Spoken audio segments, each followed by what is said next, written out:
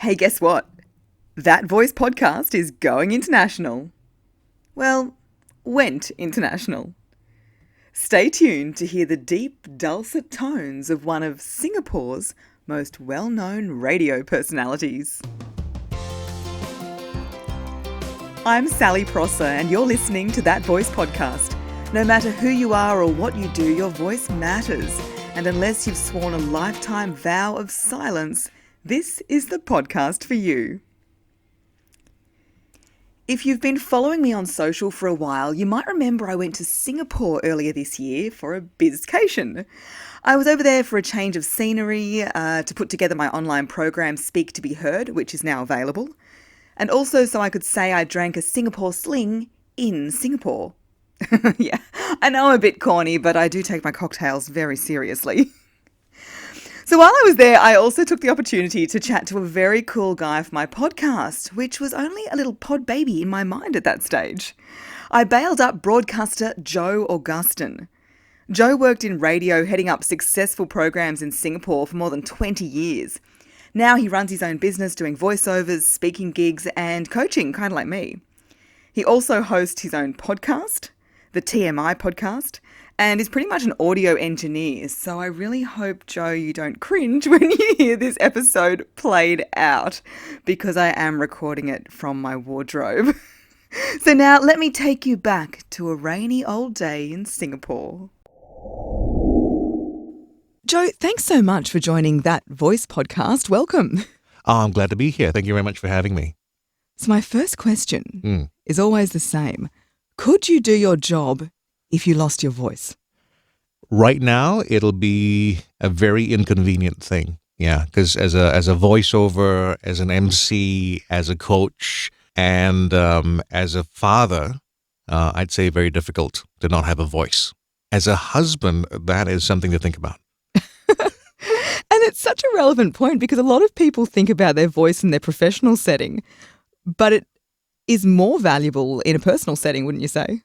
Oh, listen, it's absolutely the biggest thing. And people don't think very much about the value of the words carried on the human voice. I can send you a whole bunch of words and you might interpret it the way you would.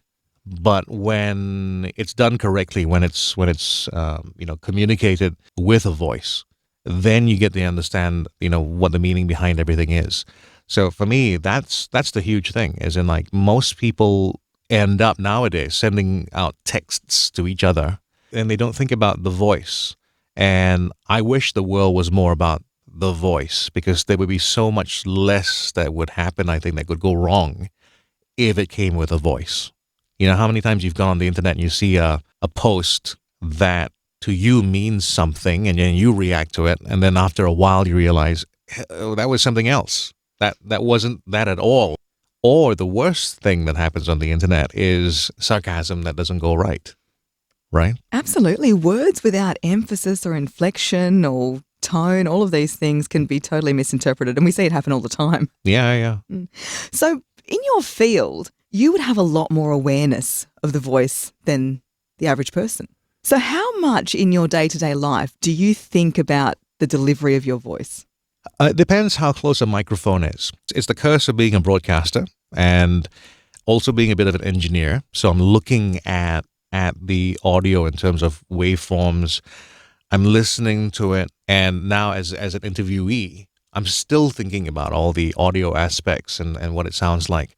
So how much I focus on it really depends on that context, right? In person, when I'm just speaking to someone and talking, I'm a lot less careful about my voice.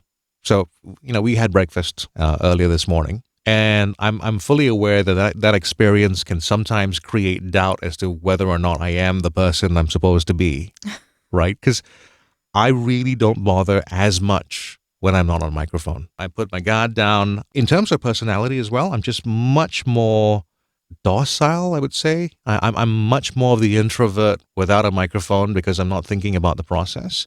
So that kicks in, the personality kicks in, and then the voice that has to drive the personality kicks in as well. It's a complex thing, which if I had to think about, I'm sure I would just fall over myself. But because I've done it for 30 years, it's just the regular pair of work shoes that I put on, and then now I'm ready for work. It's become automatic. Yeah, it's interesting because a lot of people, they'll freeze up if they've got a camera or a microphone put in front of them. But like you, I'm a broadcaster, and often give me a microphone, give me a camera. Yeah. I take it up a notch. Yeah. Yeah, so Joe has his own podcast, the TMI podcast. You should definitely check it out. So how does it feel being on the other side of the microphone? It's always interesting when focus is put on yourself, because now as you answer, you realize that, the spotlight is actually on you. Being an interviewer is a lot easier for me, because being the interviewer means all you have to do is pay attention and then let curiosity guide you with the next thought. Being the interviewee means that you're supposed to have something worthwhile to say, hopefully, right? So you're going through that math in your mind and that self-assessment and that audit that goes like, I hope this is interesting. I hope this is useful. And I hope that this sets me up to look like someone who was worth interviewing in the first place. But Joe, this is interesting because earlier on when I was the interviewee for your podcast, I said at the end, was that all right? Was that what you needed? Yeah. And you said, don't worry about what I want. Yeah. But then when you're in this position, it is easy to go to that as the first thought, isn't it? Yeah. You know the old thing, right? I mean, do as I say, not as I do. It is one of the hardest things to do, which is really to shut off some of the processes that are going on in the background. A lot of it is instantaneous. It is a reaction and therefore is instinctual. You really have to battle the instincts, right? For instance, remembering to breathe. I mean, you and I, we do this for a living. And yet, we'll find ourselves in situations where we go like, what's happening? You feel dry throat, you feel you can't go on, and then you realize, oh, hang on, I forgot to do something very important. You breathe and then, that feels a lot better, right? Absolutely. Yes, I found myself in that position a little earlier. So, Joe, you have a lovely voice. You have a lovely broadcasting voice. Have you had any training? Yes. I mean, the first answer that I was going to say just before I said yes was no, because, there's a temptation to want to say the voice is what it is. But I have had training, I realize, and the training has not perhaps been hands-on directly, do this, do that. I picked up information along the way from mentors that were teaching different things. I had training in terms of understanding syllables, right? So phonetic training, that's a useful thing. I had training in terms of breathing a long time ago. Someone said, do this, lie on the floor, and which is great because everybody else learned the rest of the class. I fell asleep because I get comfortable, really comfortable, and I was doing a morning show, so that was a bad idea. The other part of me that wants to say I'm self-taught is the part that says I use my ears a lot. So I listen a lot. I listen in great detail. When I was a teenager, one of the things I really wanted to do was have my own band, my own one-man band. And the one-man band meant that you have to have things like drum machines, synthesizers, and stuff like that. I'm not going to go to talking about vocals. I'm going to talk about sound. I got very interested in sound at I would say almost, literally a microscopic level, as in how sound is produced, tones, volume, timbre, that sort of thing. And I realized that I could hear in great detail these sorts of things. And I realized that I could make sounds change within my voice as well to sort of, match up these things that I was hearing. So I would do things like mimicry. And I think along the way, that's where all of this began to happen. I know I wasn't born with this voice because this would be a surprising sound to hear in the ONG. But I know that I listened to voices that I liked, and I know that I began to take from those voices. And people ask me about the accent that I have, for instance, and say, where did you grow up? And I say, right here, But I grew up in terms of radio, in terms of sounds, on American and British broadcasts. I always looked for the stuff that I liked, and I began to steal from there. And my early voice would have sounded a little bit more like Casey Kasem, but now it's evolved, both in terms of the timbre and also in terms of expression. And then there's this thing that happens. First of all, I think you start by making a copy of something, and you make an imperfect copy of it. And if you get good at reproducing this imperfect copy, it becomes the real thing. It becomes something new. Absolutely. And I think that's a fantastic process to work through. A lot of people, especially young broadcast journalists that come and work with me, they want to sound like so-and-so. Yeah.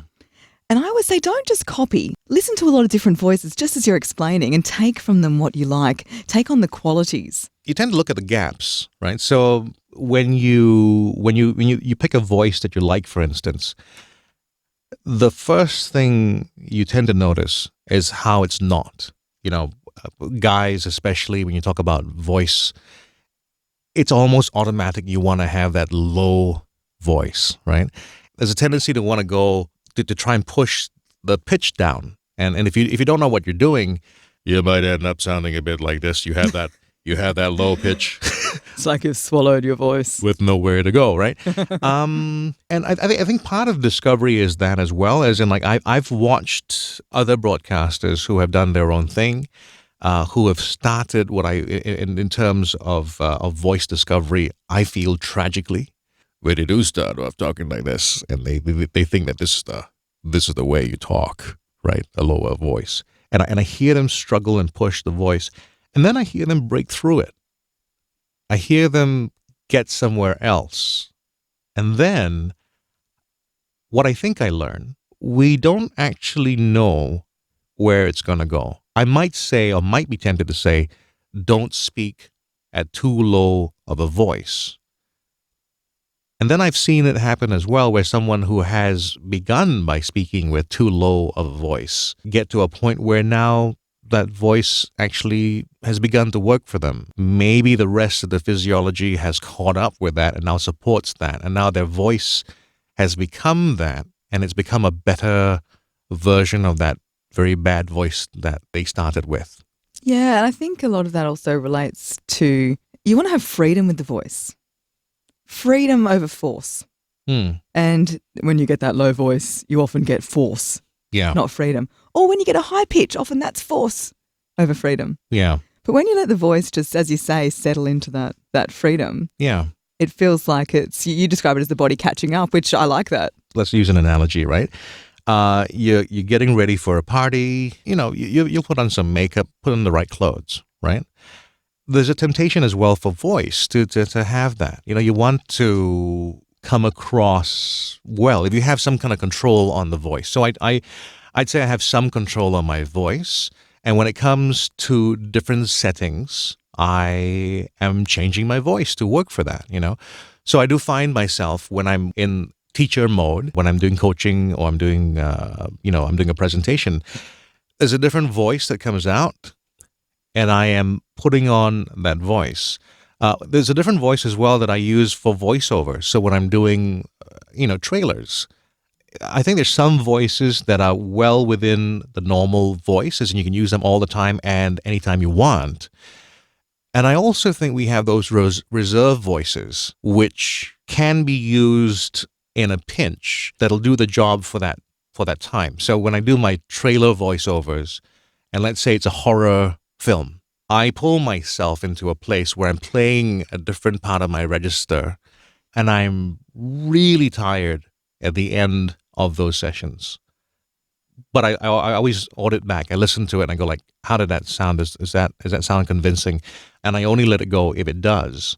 And, it's one of those things. I feel conflicted about that sometimes, because as a voice professional, as someone who teaches people to speak, I try to get them to be relaxed so that they don't stretch their voice too much. I try to get them to be satisfied with the voice they have. And yet at the same time, I have this duality where when I'm on a voiceover, danger, and that's a stretch. Yeah, but it's because your voice isn't used to accessing that voice all the time. Yeah, so maybe. It's vocal cords going, oh, hang on, haven't done this for a while. This feels a bit unusual. I would agree with that, except for the part where I've been doing that for 30 years. So I realized that I have the sweet spot, which is the easily accessible all the time voice, right? And then there's the other voice, which it lives in the same body, but I don't want to use it all the time. And take us through how you do access those voices. It's about emotions. It always is about the emotional connection. So when I'm doing a voiceover and it's one of these tension things, I really have to get into the tension of it. It has to be life and death. Then that feeling comes across, right? So if it's a big show, I really have to be getting into the show. I have to be thinking, okay, this is a big, grand thing. As I begin to embody big and grand, then the voice begins to follow as well. So it's all about getting in touch with it. So as I've been coming down this journey, I realized that actually it is in the end acting.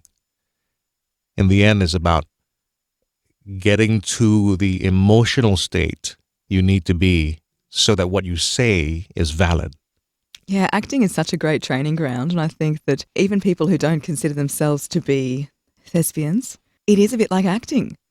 Whether you're going into a difficult conversation or a high-pressure meeting, it is about getting into character in lots of ways, getting into that emotional state. Yeah. And as you so beautifully put it, then the voice will follow. Yeah. Joe, thank you so much. Is there anything else you'd like to add? Take the time to be curious about voices and listen with more knowledge in hand. And what I mean by that is learn about sound, because sound has so many elements to it that we just perceive, but we don't necessarily understand. And they're components of sound. So like, for instance, voice has volume. That's one part of it. And people tend to focus only about loud voices. But then there's the whole tone as well, whether it's a mellow tone or it's an airy tone. And there are things that you can do physically to change those things. And then as you begin to listen to those sounds produced by other people, you can begin to sometimes, break it apart so you can assemble it. Like if you're trying to pick up an accent, if you're trying to find a new voice, let's say, to convey gravitas, and at the same time, the automatic thing might be, I have to have a low voice. So you have that Japanese businessman. It's again how the society has produced that voice. You might go that way, or you could find another way to have the gravitas. You could learn from some other voice that you hear. So pay attention to those voices. I love that. So Joe, where can people go if they'd like to find out more about you? You can look under Forcibly Retired Male Model, or you can look for me on LinkedIn as well as on Facebook, just Joe Augustin. So that's August, I-N, Joe Augustin. And most people are surprised by what they see when they look at my face following this voice. But when you get over that, I think you'll find that I'm a nice person. Oh, come on. It's a very lovely face. Joe, thank you so much for joining us. Doesn't Joe have just a lovely voice to listen to? It's very calming. And you may have noticed in that chat, my voice became kind of calming as well. So hopefully you feel relaxed and inspired and didn't just fall asleep. Now, Joe's final piece of advice was to pay attention to voices, to listen to voices. And I'll tell you what, one voice we don't like listening to is our own. So next week, I'll go into why you might cringe at the sound of your own voice and why it's so important to get over it. Thanks for listening to That Voice podcast. If you're looking for a fun, interactive team workshop or a speaker for your next event, I'm your gal. Head to sallyprosser.com.au and get in touch.